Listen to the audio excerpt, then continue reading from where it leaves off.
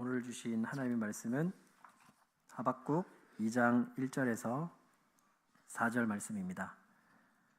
하박국 2장 1절에서 4절 말씀 제가 봉독해서 올리겠습니다. 내가 내 파소하는 곳에 서며 성류에 서리라. 그가 내게 무엇이라 말씀하실는지 기다리고 바라보며 나의 질문에 대하여 어떻게 대답하실는지 보리라 하였더니 여호와께서 내게 대답하여 이르시되 너는 이 묵시를 기록하여 판에 명백히 새기되 달려가면서도 읽을 수 있게 하라. 이 묵시는 정한 때가 있나니 그 종말이 속히 이르겠고 결코 거짓되지 아니하리라. 비록 더딜지라도 기다리라. 지체되지 않고 반드시 응하리라. 보라, 그의 마음은 교만하며 그 속에서 정직하지 못하나 의인은 그의 믿음으로 말미암아 살리라. 아멘.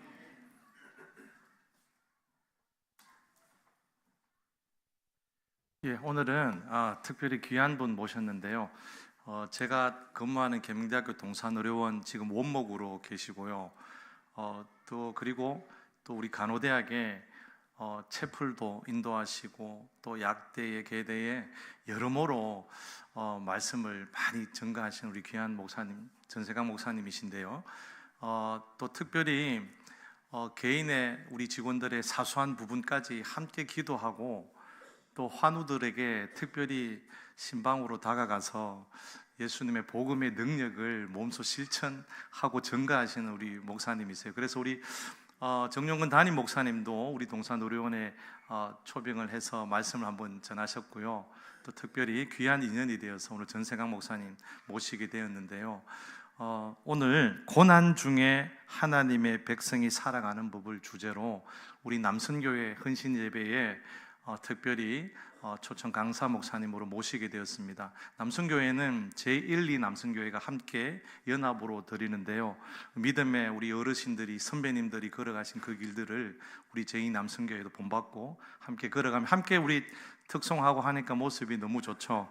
그래서 우리가 함께 이렇게나마 우리 연합하여 예배드리고 귀한 말씀 듣는 시간, 헌신 예배 시간에 가졌으면 좋겠습니다. 우리 전세강 목사님 모실 때 할렐루야 큰 박수로 환영하며 모시겠습니다. 전세강 목사님 모시도록 하겠습니다. 할렐루야. 네, 안녕하세요.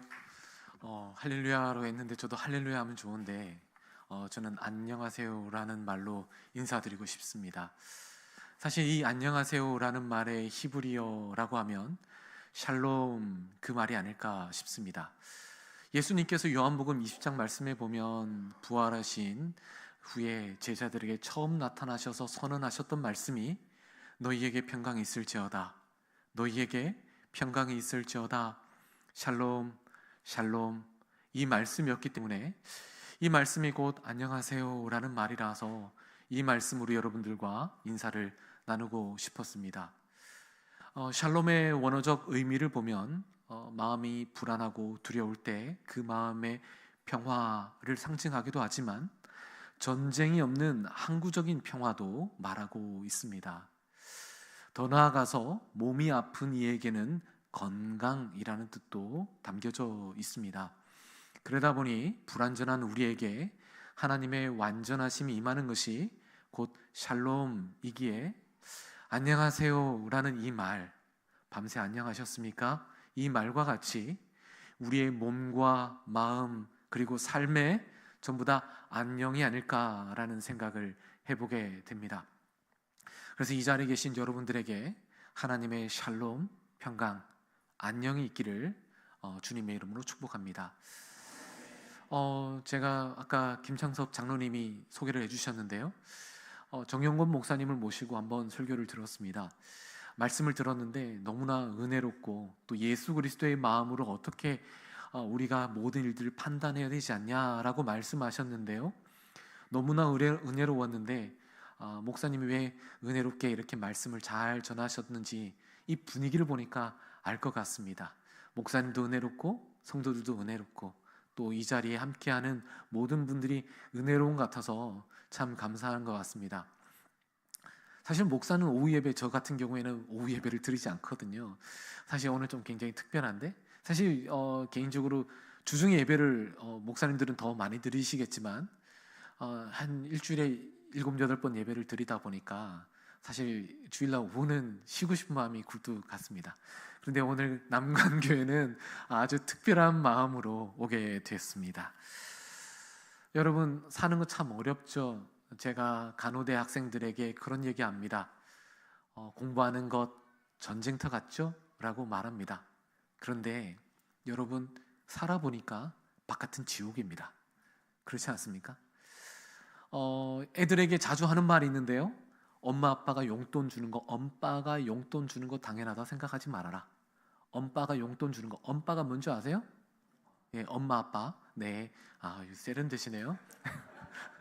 못 알아듣는 분도 계시던데, 엄빠가 용돈을 주는 건 엄빠들의 생명을 돈으로 맞바꾼 것을 우리에게 주는 것이라고 할 수 있습니다. 그렇지 않습니까? 여러분, 돈 버는 게 너무 어렵지 않습니까? 저는 딸만 셋이 있는데요. 애들한테 카톡을 보내면 안 읽어요. 용돈 주잖아요? 바로 읽어요. 네. 기가 막히게 알더라고요. 예. 그런데 제가 그런 얘기를 했어요. 아빠가 맨날 야근해서 돈 버는 거다. 아빠 생명으로, 엄마 생명으로 맞바꾼 돈을 너희들한테 주는 거다. 그렇지 않나요? 맞습니다. 인생은 우리가 살아가는 게 너무나 어렵고 고통스럽습니다. 산다는 것은 너무나 힘들고 어려운 일들로 가득하다 보니 정말 이 고통스러운 삶 가운데서 탈출구가 없다라는 생각이 들 때도 있고요. 특히 그리스도인으로 살 때는 정말 예수쟁이라는 이름 때문에 손해봐야 되기도 하고, 또 예수쟁이라는 이유 때문에 우리가 뭔가가 호구 잡혀서 사는 것처럼 보이기도 합니다. 그래서 우리는 하나님 앞에 질문하죠. 믿음으로 사는 게 도대체 뭘까요? 정말 하나님 뜻이 뭘까요? 라는 질문을 하곤 합니다. 그때마다 하나님께서 우리에게 척하니 응답 주시면 좋겠는데 응답을 주시지 않을 때가 있지 않습니까? 하나님이 우리가 바라는 바들이 있는데 그 바라는 바대로 결코 우리에게 선하게 응답하시지 않는 것을 볼 수 있습니다. 여러분, 저만 그렇게 여기나요? 제가 제 4년 전에 저희 어머니께서 뇌출혈에 걸리셔서 돌아가실 뻔한 적이 있었는데, 제가 촌놈이거든요. 생긴 건 봐도 도시 사람처럼 생겼지만 사면이 산으로 둘러싸인 완전 촌놈입니다. 순도 100%의 촌놈인데요.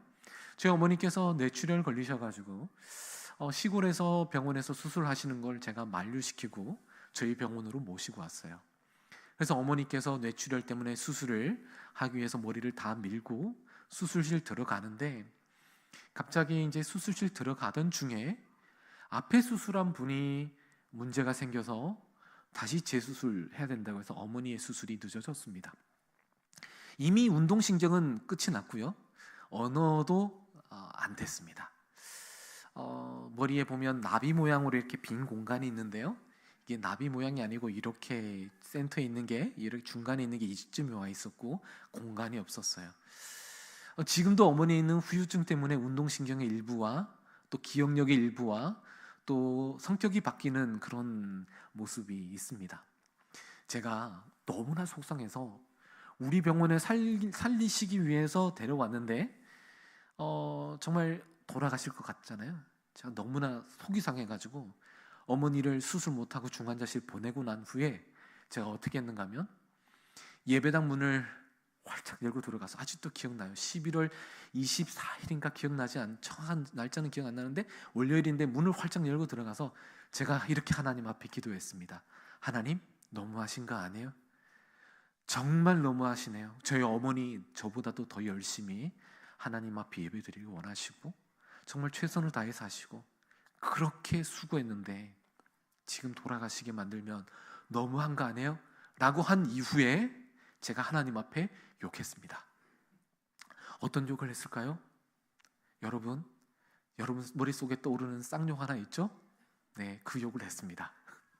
목사가 하나님 앞에 욕했다 그러니까 되게 의아한 것처럼 보이시지만 되게 속상해서 제가 어머니를 살리기 위해서 이곳에 데려왔는데 돌아가신다라고 생각하니까 나의 선택이 어머니를 죽음으로 이끌었다는 그 마음 때문에 제가 하나님 앞에 원망의 마음이 들어서 욕을 했습니다. 사실 이 인생이라는 것이 비슷한 것 같아요.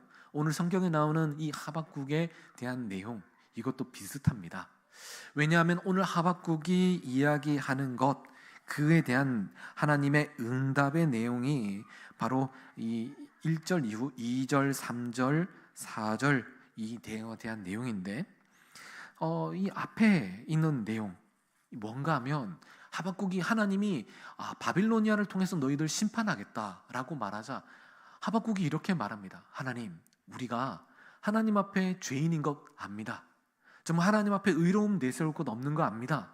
그런데 우리보다 더 악한 바벨론을 통해서 우리를 심판한다는 것 말이 됩니까? 과연 하나님이 하나님 되시다는 말씀입니까? 왜 악에 대해서는 침묵하고 계십니까? 왜 악한 자를 통해서 우리를 심판한다고 말씀하십니까? 어디 말씀 좀 해보십시오 라고 말하는 것이 오늘 본문에 이제 그에 대한 하박국의 물음에 대한 하나님의 응답이 오늘 이 본문의 말씀이라고 할 수 있습니다. 그래서 1절까지는 이제 그 하박국의 각오라고 할 수 있는데요. 1절을 보면 내가 파수하는 곳에 서며 성로에 서리라. 그가 내게 무엇이라 말씀하시는지 기다리고 바라보며 나의 질문에 대하여 어떻게 대답하시는지 보리라 라고 되어 있습니다. 이 말을 보면 이제 그 파수한 곳에 서다라고 되어 있는데, 이 서다라는 것은 아마드라는 이 히브리어라는 것이고요, 면전에 서다, 앞에 서다라는 뜻이고, 그 다음에 성로에 서리라 할 때 이 서다라는 것은 야차브라는 히브리어인데 확고하게 서다, 떳떳하게 서다라는 말입니다. 여러분, 요거에 대한 뉘앙스를 잘 알아야 되는데요, 한마디로 하나님의 거룩하신 위엄 앞에 당당하게 면전에 설 수 있다. 여러분, 이 단어를 쓸 수 있을까요? 과거 우리나라가 임금님 앞에 이제 신하들이 싸웠잖아요. 노론소론인가요? 임금님한테 물러설 때 뒤로 7걸음 가다가 뒤돌아서 가야 되느냐, 9걸음 뒤돌아 그냥 뒷걸음질 치다가 물러가야 되느냐라고 말하고 있습니다. 신 앞에 당당하게 설 수 있다라는 말은 불가능한 말입니다. 그러니까 오늘 이 말은 바꾸어 말하면, 하나님, 내가 올라가서 설 때 도대체 나한테 뭐라고 말씀하시는지 저 한번 기다려 보겠습니다. 제가 호소한 것에 대해서 주님께서 어떻게 대답하시는지 저 한번 기다려 보겠습니다. 이것은 한마디로 악에 차서 하나님 앞에 따지고 들듯이 질문하는 내용입니다. 여러분, 요나 이야기 잘 아시죠? 요나가 하나님이 뭐라고 말합니까? 아수르의 수도 니느웨로 가서 하나님의 심판을 전해라 라고 말하는데, 그것이 가기 싫어가지고 다메섹으로 도망합니다. 그러다 하나님께서 이 요나를 큰 풍랑이 일게 하고 또 물고기 배에 들어가기도 하고, 그러다 살아가지고 결국은 어쩔 수 없이 우리나라로 치면 일본 놈들한테 가가지고 말씀을 전해야 되는데, 이 니느웨라는 성이 큰 성읍이라서 3일 동안 외쳐야 되는데 요나가 어떻게 하죠? 하루만 대충 전하고 언덕에 올라가서 어떻게 합니까? 이놈들 어디 망하나 안 망하나 두고 보자. 죄송합니다, 아마 요나가 이렇게 했을 거예요. 이 새끼들 어디 죽나 안 죽나, 분명 하나님께서 심판하셔야 되는데 라고 하면서 그렇게 이를 갈면서 지켜보고 있었을 겁니다. 그런데 하루 만에 이 대충 회개하라고 얘기했던 그 이야기에 이 아수르 사람들이 회개합니다. 그러자 요나가 화가 나가지고 하나님 앞에 이렇게 말하죠. 하나님은 자비로우시고 노하기를 더디하시고 인애가 크시사 긍휼을 베푸시는 분이심을 내가 알았습니다. 여러분, 이대로 그냥 이해하면 안 되죠? 하나님, 네, 하나님 되게 자비로우시네요. 하나님 진짜 노하기를 더디하시네요. 인자 진짜 많으시네요. 저렇게 나쁜 놈들한테도 그렇게 용서해 주세요. 너무한 거 아닙니까? 저놈들 당장 죽여야 되는데 하나님 진짜 대단하시네요. 자비로우십니다.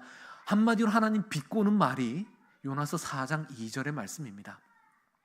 오늘 이 본문의 말씀이 마치 그 뉘앙스와 마찬가지라는 거죠. 어디 하나님 말씀 좀 해보세요.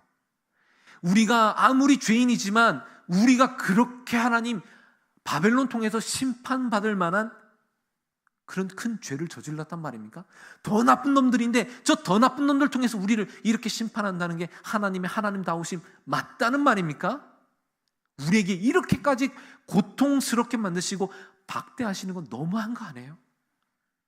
우리가 그래도 하나님 똑바로 살진 못하지만 그래도 하나님 말씀대로 살려고 노력하는데 이렇게까지 우리를 힘들게 하고 이 땅에서 복도 안 주고, 아니 복은커녕 우리의 인생이 이렇게 나락으로 들어가게 하는 것 너무한 거 아니에요?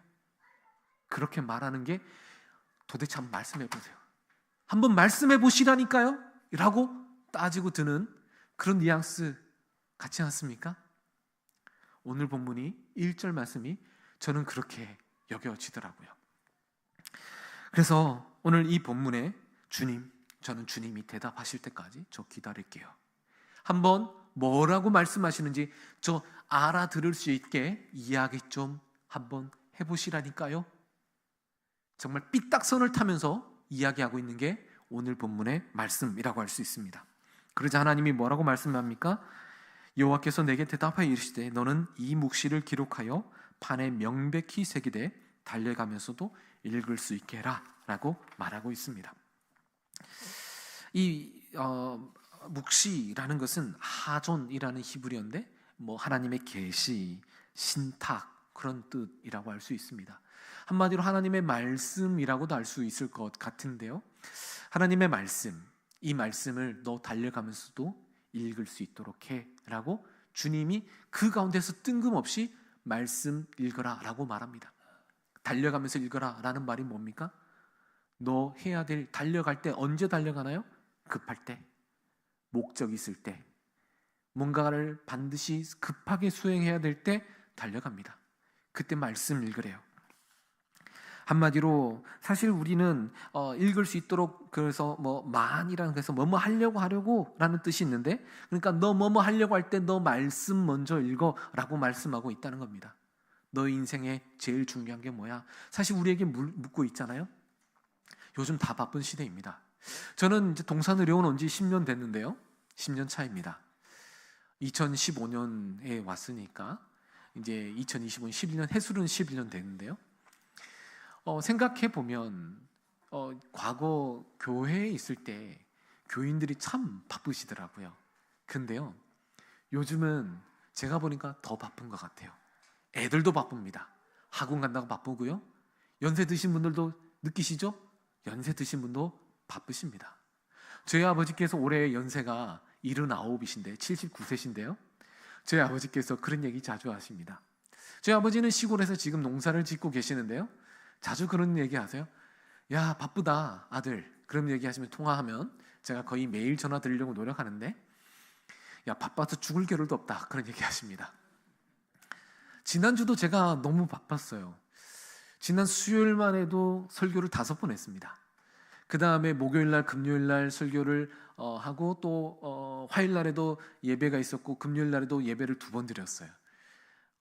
오늘도 예배가 있고 그렇게 했는데, 일주일에 설교 준비를 6개씩, 많을 때 7개 준비합니다. 정 목사님께서도 설교 준비를 너무 많이 하시던데, 여러분 그게 좋은 게 아닙니다. 제가 목사님을 위해서 잠깐 제 개인적인 이야기를 하면, 목사님은 설교 준비를 적게 하실수록 좋습니다. 왜냐하면 깊이 있는 설교가 나와야 되니까요. 설교를 찍어낼 수가 없어요. 한마디로 목사가 설교를 찍어내기 위해서는, 죄송합니다, 갈아넣어야 돼요. 여러분, 목사님이 좀 깊이 있는 설교를 위해서 더 연구를 하실 수 있도록 네, 제가 목사님의 그 얘기를 안 하셨는데 제가 이렇게 제 개인적인 하소연하는 겁니다. 네, 네. 아무튼 저도 그래요. 바빠요. 맨날 야근해요. 우리 방에 사무실 사람들은 5시 반 칼퇴근하는데 저만 야근해요. 10시, 11시, 12시까지 남아 있습니다. 내일은 아침 7시 반에 회의가 있고요. 8시에 예배가 있고요. 9시에 간호부가 있고요. 10시에 또 저희 사무실 회의가 있습니다. 그 다음에 또 제가 개인적으로 해야 될 일들이 또 남아 있습니다. 저 오늘 고향에 가야 되는데 고향 갔다가 다시 사무실 출근해야 됩니다. 해야 될 일이 너무 많아요. 바쁜 인생을 살고 있습니다. 근데 바쁜 게 결코 좋은 게 아니거든요. 근데 우리가 바쁘면 뭘 합니까? 목적 지향적인 삶을 살면 어떤 삶을 우리가 합니까? 제일 중요한 걸 붙잡아야 되는데 제일 중요하지 않은 것을 선택해요. 당장에 입에 들어오는 것, 당장에 우리가 해야 할 일들 하지, 하나님 말씀 읽는 것 우리 등한시하고 살아갑니다. 여러분, 목사인 제가 솔직하게 그렇다라고 말씀드리고 싶습니다. 성경책 읽기보다는, 정말 말씀을 읽어야 돼서 읽기보다는 설교 준비하기 위해서 성경을 읽지, 제가 앉아서 정말 묵상하기 위해서 책을 읽거나 그렇게 시간이 너무나 부족해요. 읽기는 읽죠. 근데 너무나 그것을 읽으면서 묵상하는 게 아니라 목적 지향적인 설교와 성경 읽기와 책 읽기를 하고 있습니다. 얼마나 문제가 되는지 저는 스스로 아는데도 그렇게 하고 살아가요. 그런데 하나님 말씀, 우리가 너 끝까지 바쁜 중에도 하나님 말씀 붙들라고 하는데 우리 그렇게 못하고 삽니다. 다른 거 하고 살잖아요. 그리고 하나님이 우리에게 그 말씀하시면 우린 뭐라고 말합니까? 우리 귀에 듣기 좋은 말은 아멘이라고 말하지만 하나님이 우리한테 듣기 싫은 말 하면 듣고 싶습니까? 목사인 저도 그렇습니다. 하나님, 적당하게 은혜 주세요. 여기까지만 은혜 받고 더 많은 은혜 받으면 내가 헌신해야 될 것 같으니까 여기까지만 은혜 주십시오. 여러분 그런 생각 안 하십니까? 저만 해봤나요? 역시 성도님들은 목사님보다 나은 것 같습니다. 저는 그런 생각 하거든요. 정말 하나님 여기까지 같은 것 같아요. 이런 생각 늘 하거든요. 오늘 우리 목적에 맞지 않으면 하나님 앞에, 하나님 우리한테 감동을 주셔도 우리는 외면할 때 많습니다. 오늘 하박국이 하나님 앞에 받은 응답도 그런 거 아니겠습니까? 하나님이 하박국에게 대답했는 응답이 분명히 있는데도 하박국은 듣기 싫었어요. 그러니까 이미 응답한 거 어디 한번 말씀해 보시라니까요. 나 납득되게. 하나님, 제가 이해되게끔 다시 한번 말씀해 보시라니까요. 나 이해 못하니까. 하나님, 저 이해되게끔 어디 한번 설명 좀 해봐요 라고 하는 게 오늘 이 본문 말씀입니다. 그런데 너 그 말씀 그래도 끝까지 붙들라고 말합니다. 그 말씀은 우리의 의지와 다를 수가 있습니다. 그러면 그 말씀을 받을 때 우리는 어떤 언제까지, 그리고 그 말씀을 받았다면 어떤 삶으로 살아야 할까요? 3절의 말씀인데요, 하나님의 말씀은 정한 때가 있다. 이 묵시는, 하조는 정한 때가 있다. 종말이 속히 이르겠다. 결코 거짓되지 아니하겠다. 비록 더딜지라도 기다려라. 지체되지 않고 반드시 응답하겠다. 하나님께서 우리에게 응답해 주시겠다라고 말합니다. 그럼 언제까지 응답하시느냐? 우리의 때와는 다를 수 있다라는 겁니다. 여러분 크로노스와 카이로스 이야기 많이 들어보셨죠? 크로노스는 뭐 절대적인 시간이라고 해서 일반적인 우리 물리적인 시간이라고 말하지만, 카이로스라고 말하면 하나님께서 임하시는 시간이라고 말할 수 있습니다. 근데 이 정한 때라는 것은 모에드라고 해서 히브리어로 시간의 한 점을 말하고 시간이 공간이 될 때를 말합니다. 그러니까 시간이 그곳에 딱 한 점에 임해서 그 공간화가 되는 것이 이 모에드라는 단어입니다. 굉장히 특이한 단어죠. 굉장히 저도 이 말씀을 보고 은혜를 받았는데요, 바꾸어 말하면 인류 역사, 지구의 역사, 아니 우주 역사의 전체적인 시간 속에서 주님이 우리를 구원하시기 위해서 딱 찍으신 시간이 언제입니까? 예수 그리스도를 보내준 시간 아니겠어요? 모이드라는 이 단어가 바로 하나님께서 임하시겠다는 시간입니다. 2000년 전 죄와 사망에 있던 우리에게 생명을 주시기에 예수께서 딱 임하셨던 그 한 점, 우리 인생 속에서도 주님이 찾아오셔서 임하시겠다고 말씀하신 그 한 점, 너 그때까지 기다려. 그때까지 기다리라고 우리에게 말씀하고 계십니다. 사실 기다림은 고통스럽습니다. 예를 들어서 한 5년만 기다려라. 남자들은 잘 알죠? 국방부 시계는 거꾸로 있어도 간다라고 말합니다. 왜 군대 그 지겨운 시간을 견딜 수 있습니까? 기약이 있어서 그런 거잖아요. 그런데 세상에서 제일 고통스러운 기다림은 언제인지 아시죠? 기약 없는 기다림입니다. 어떤 목사님 설교 듣다가 이런 얘기 하시더라고요. 남편분은 북에 계시고 부인분은 이렇게 아닙니다. 죄송합니다. 다른 사연가 섞였는데 남편분이 돌아가셨어요. 근데 혼자 한 50년을 사셨대요, 권사님이. 그래서 물었대요, 목사님이. 권사님 어떻게 해서 그렇게 정말 혼자 힘든 시간을 잘 지내셨어요? 라고 하자 그 권사님이 그렇게 말했다고 합니다. 그 양반이 돌아가시기 한 1년 몇 달 전인가? 손을 잡고 한 시간인가 2시간인가 그렇게 걸었대요. 옛날 시대 때 남자 여자 이렇게 부부라도 손잡고 하는 게 쉽지 않잖아요. 근데 그때 그 손이 너무나 따뜻해서 그때 그 기억 때문에 이제까지 기다릴 수 있었대요. 기약 없는 기다림을. 하나님이 우리에게 역사하시는 방법이 언제인지 우리는 알 수 없습니다. 하나님께서 기다리겠다, 너 기다려라, 응답하겠다라고 말씀하시지만 그 기다림은 사실 언제인지 몰라 우리는 너무나 고통스럽기도 합니다. 여러분 얼마나 기다릴 수 있을까요? 하나님이 이 가운데 혹시 기도하시면 하나님이 냉큼 그래 내가 응답하겠다라고 말씀하시면서 기도 응답해 주시는 분 계십니까? 있으시면 한번 손 번쩍 들어 보시겠어요? 나 하나님 앞에 기도 되게 잘 받는다, 응답 잘 받는다. 사실 우리가 기도하면 하나님 특기 뭔가요? 1번 침묵, 2번 침묵을 통한 거절, 3번 모른 척 아닙니까? 아닙니까? 저만 그렇게 여기나요? 역시 목사보다 성도들이 더 낫습니다. 우리 인생에 하나님께서 기다리라 라고 말씀하시지만 그 기다림은 너무나 고통스럽습니다. 제가 개인적으로 참 좋아하는 소설이 있습니다. 엔도 슈샤쿠의 침묵이라는 소설인데요, 제 한 몇 걸음 안에는 항상 이 책이 놓여져 있습니다. 제가 혼자 영화관에서 혹시 아시는지 모르겠지만 마틴 스콜세지 영화 감독이, 박찬욱 감독이 영화 상 받을 때 그레이트 디렉터 마틴 스콜세지 뭐 이렇게 얘기를 해가지고 되게 알려진 감독인데, 영화 사일런스라고 혹시 들어보셨는지 모르겠어요. 극장에서 저 혼자 봤습니다. 그거 보면서 제가 혼자 울었거든요.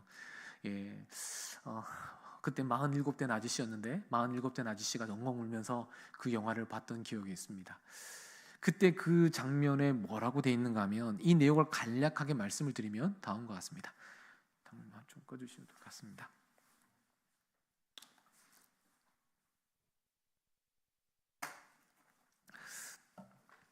예, 제가 요즘 몸이 안 좋아가지고요. 네, 내일 모레 쉰이라서 아우스에 걸렸거든요. 춥습니다. 네, 여기 코로나 이후 제가 목에 자꾸 가래가 끓고요. 담배 안 핍니다. 네, 자꾸 가래가 끓어. 농담을 했는데 이렇게 그냥 진작에 받아주시면 주 녀석 담배 피나 이런 생각하시면 안 됩니다. 네, 가래가 자꾸 끓어가지고 아침마다 이렇게 힘이 들어요. 엔도 슈샤쿠의 침묵의 이 내용을 간략히 말씀드리면, 포르투갈의 예수회라는 곳에 페레이라 신부님이 계셨습니다. 일본 지팡구라는 나라에 선교하러 갔어요. 그런데 상인을 통해서 어떤 연락을 받는가 하면 이 페레이라 신부님이 배교를 했다는 이야기를 듣게 됩니다. 그래서 그것을 전말을 파악하기 위해서 그의 제자 3명의 신부를 일본 지팡구로 보내게 됩니다. 그래서 마카오를 통해서 일본으로 미입국하려고 하는데 한 명의 신부님은 거기서 아파가지고 들어가지 못해요. 그래서 가르페 신부님과 로드리고 신부님 두 분이서 이 일본으로 미입국하게 됩니다. 들어간 곳이 어디냐?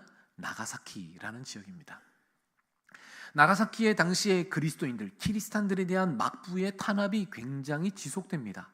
그러다 보니까 이 지속되는 탄압 때문에 그리스도인들이 가차없이 순교를 당하곤 합니다. 그래서 예수를 믿느냐 안 믿느냐 이것을 묻고, 예수를 거절한다 그러면 예수님의 성화를 이렇게 놓고 너 밟아라 라고 말합니다. 모욕해라. 왜냐하면 일본도 굉장히 명예를 중요하게 여기고 우리나라도 당연히 그렇지만 과거 시대는 명예라는 것이 매우 중요했잖아요. 그래서 명예, 그것을 행동 하나가 단순한 행동이 아니라 자신의 존재를 건 행동이기 때문에 명예라는 것이, 그 행동 하나가 진짜 자신의 삶의 전체를 걸고 배교하는 거기 때문에 성화를 놓고 밟아라 라고 하면 대부분 사람들이 배교하면 결국은 밟지만 배교하지 않았죠. 그래서 밟지 않고 순교를 당하게 됩니다. 그래서 가르페 신부와 로드리고 신부가 일본으로 들어가게 되는데 이제 결국은 가르페 신부는 잡혀가지고 그리스도인과 함께 바다에 익사하게 됩니다. 그 다음에 로드리고 신부는 2차, 여차 도망 다니다가 그리스도인들 만나서 미사도 드리고 예배를 드리는 거죠. 예배 드리고 그러다가 이제 그 그리스도인들이 붙잡혀가지고 죽는 모습을 보게 됩니다. 당시에 막부가 어떤 모습으로 죽였는가 하면 아주 끔찍한 방법으로 죽입니다. 조수간만의 차가 있는 곳에 십자가를 세우고 사람들을 매답니다. 불이 들어오면 어떻게 될까요? 다 그 높이를 맞춰가지고 물에서 익사할 수 있게끔, 그것도 단순히 익사하는 게 아니라 오랜 시간 동안 바닷물에 너무 잔인한가요? 오랜 시간 동안 그렇게 익사하도록, 썰물 빠져나가면 괜찮지만 파도가 칠 때 얼굴이 들이닥치면서 죽게끔 만듭니다. 때로는 온천, 나가사키 온천이 유명하다고 하는데 그곳에서 사람들을 뜨거운 물에 넣어서 처음에는 발목에서 죽입니다. 그걸 팽형이라 그러잖아요. 토사구팽이라는 말, 사냥이 끝나면 개를 삶아 먹는다라는 그 팽형이라고, 삶는다라는 팽형인데 그런 식으로 살인을 합니다. 그리스도인들에게 그런 그 죽음을, 순교를 하게 되는데, 그래서 결국은 이제 산속에 있는 성도들을 색출하기 위해서 결국은 이제 막 수색 작업을 펼치다가 결국은 한 그리스도인에 의해서 배신을 당하게 되고 로드리고 신부님도 잡혀가게 됩니다. 막부가 회유를 하죠. 너 스승인 페레이라 신부도 예수님 안 믿는다.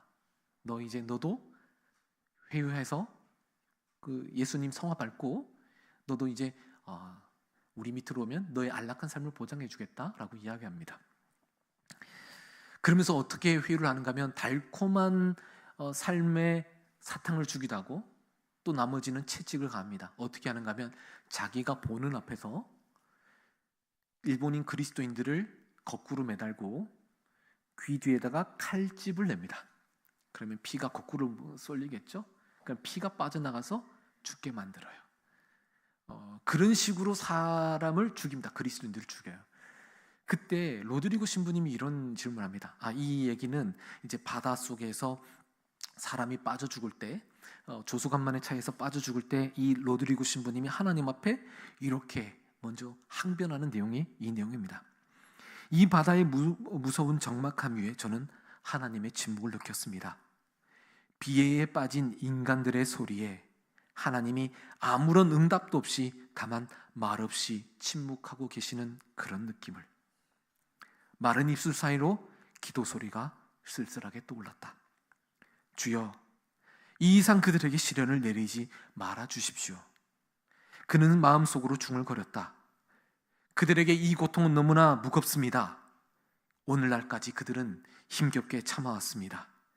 연공이나 해마다 바치는 곡물이나 부역이나 비참한 생활도 부족해서 지금 그들에게 이 이상의 시련을 주시는 것입니까? 그렇기에 이렇게 박해당하는 것이 하나님께서 맞단 말입니까? 라고 질문합니다.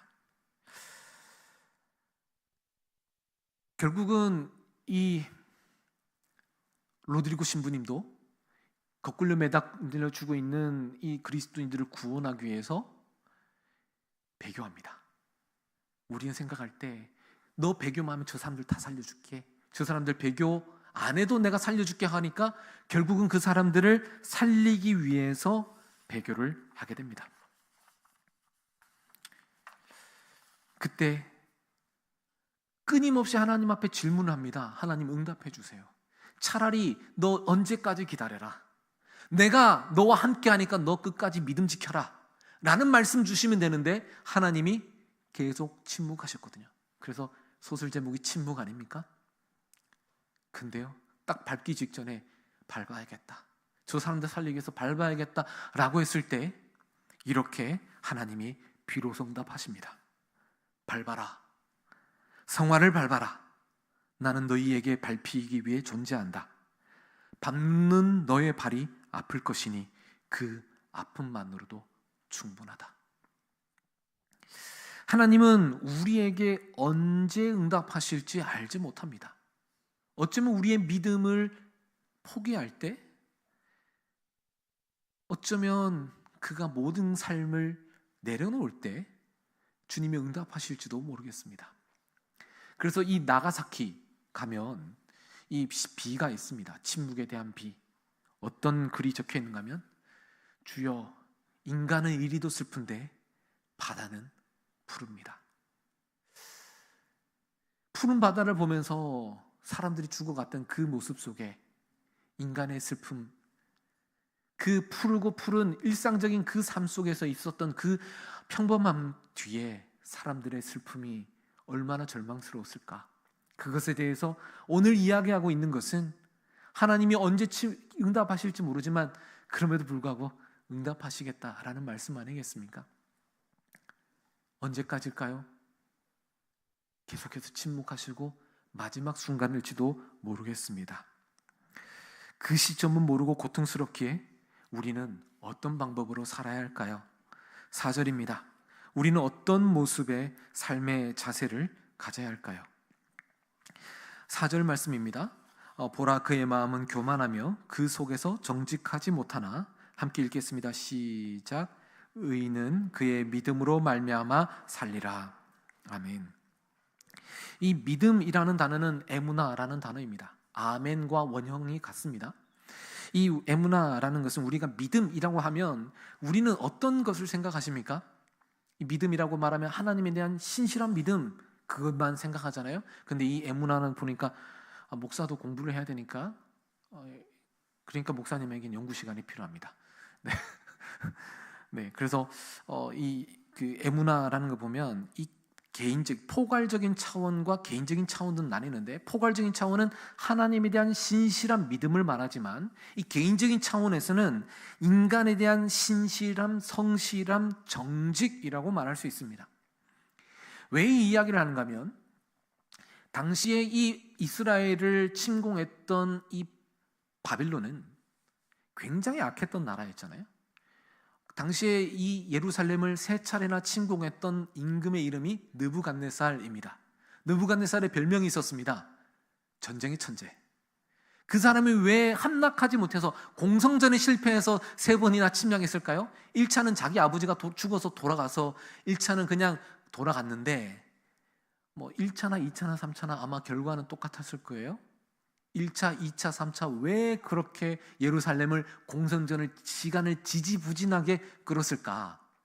여러분, 한 가지 딱 머릿속에 떠오르지 않습니까? 말려서 죽이기 위해. 예. 이해가 안 되시는 것 같은데, 여러분, 양식이 없으면 어떻게 될까요? 옛날에 우리 어르신들 먹을 거 없었을 때 저희 아버지 자주 얘기하시는데, 산에 올라가서 소나무 껍데기 벗겨 먹고 칡뿌리 캐 먹고 그런 얘기 하잖아요. 그게 예를 들면 그 값이 천정부지의 값으로 뛰어올랐을 것 아닙니까?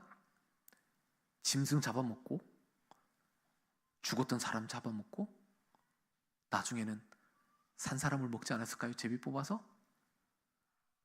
아마 역사적인 기록엔 그렇게 돼 있다고 해요. 바벨론은 그런 나라입니다.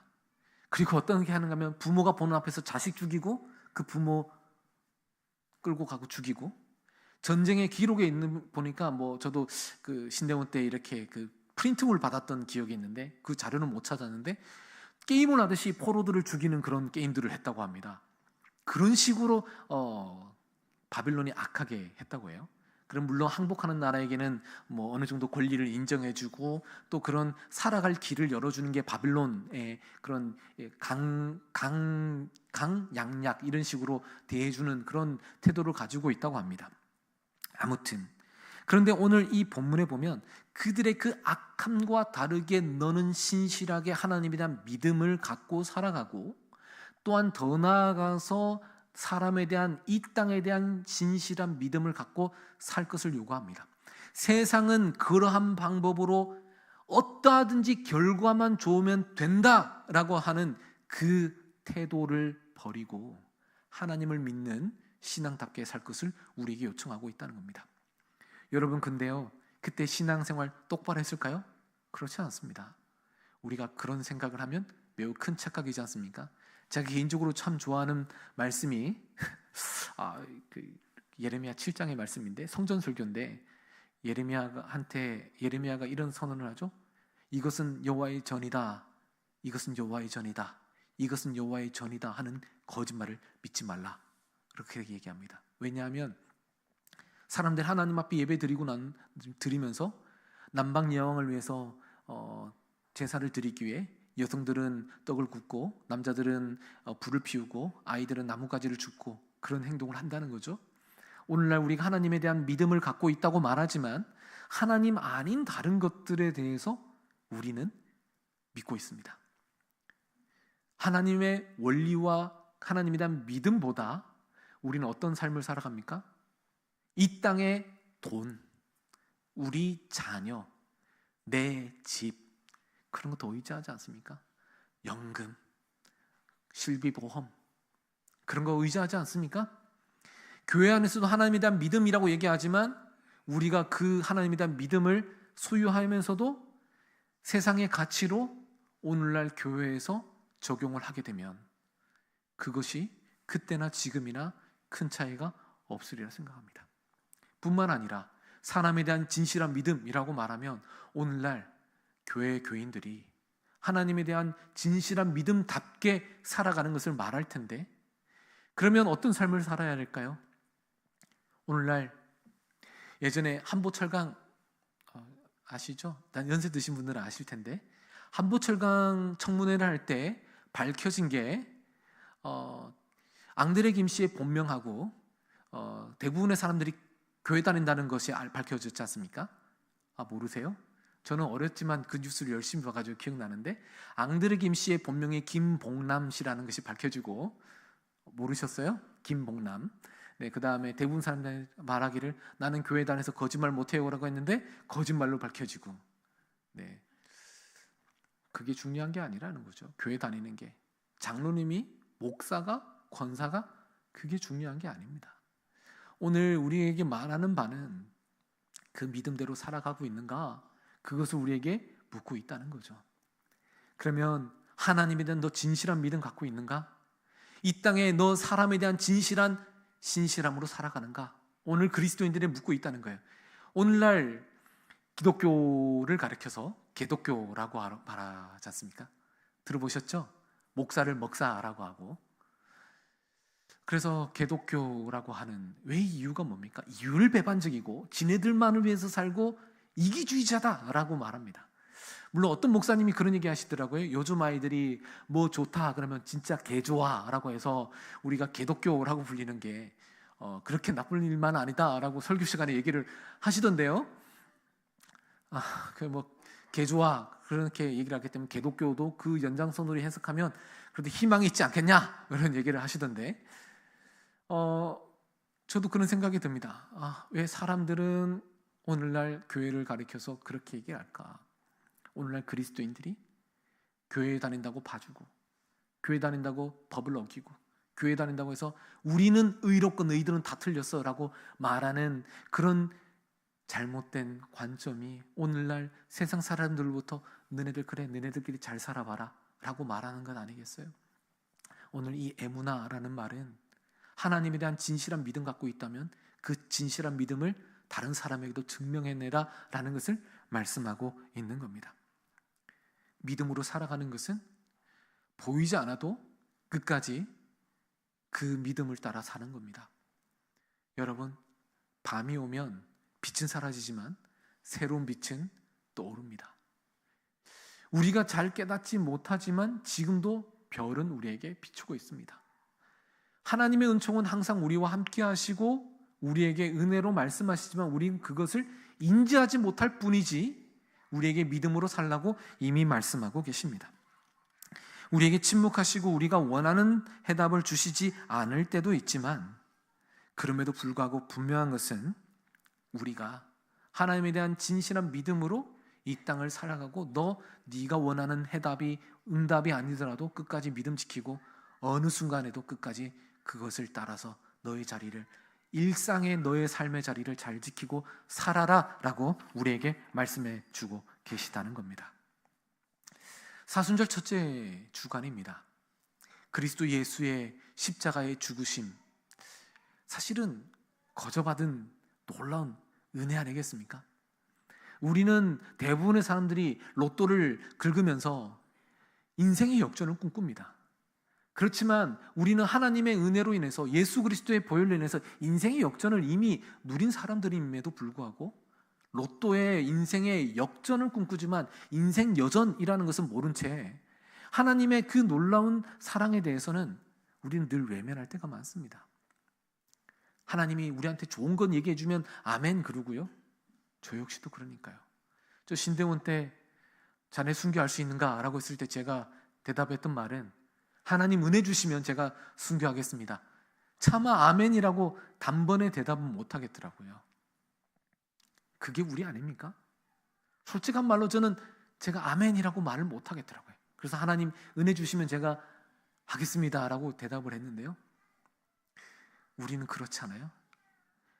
오늘 이 혼란의 시대, 우리 그리스도인이라면 하나님에 대한 진실한 믿음이 다시금 새로워지고 또한 더 나아가 이 땅을 향한 우리의 믿음이 증명되는 그런 시간이 되어야 되리라 생각합니다. 환란이 오면 올수록 작은 빛은 밝게 빛납니다.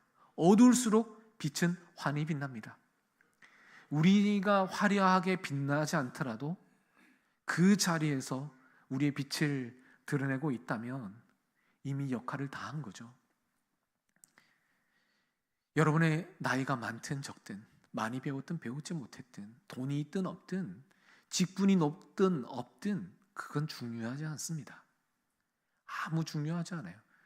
우리에게 필요한 것은 우리의 삶의 자리에서 하나님이 응답하실 때까지 자리 지키고 말씀 붙들고 하나님에 대한 진실한 믿음 가진 채 우리가 다른 이들에게도 진실한 믿음으로 살아가는 것, 그것이 오늘날 필요한 것이 아닐까 생각해 봅니다.